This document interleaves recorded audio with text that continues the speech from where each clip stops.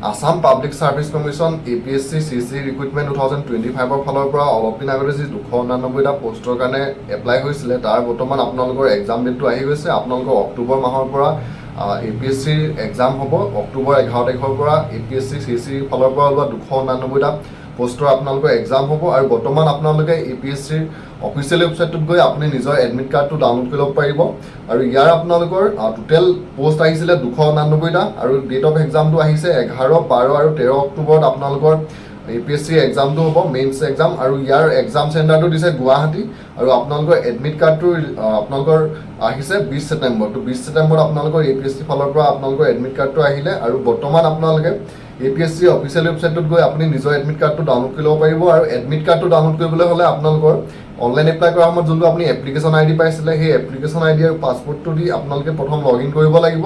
নহ'লে আপোনালোকে যদি এইটো ৱেবছাইটত আহে তেতিয়া আপোনালোকে ডাইৰেক্টও ডাউনলোড কৰিব পাৰিব। প্ৰথম আপোনালোকে এক্সাম নেমটো ইয়াত আপোনালোকে দিব লাগিব। ইয়াত আপোনালোকে যিহেতু APSC CCE ফালৰ পৰা এই পোষ্টকেইটা ওলাইছিলে তো আপোনালোকৰ এক্সাম নেমটো ইয়াত একেই থাকিব।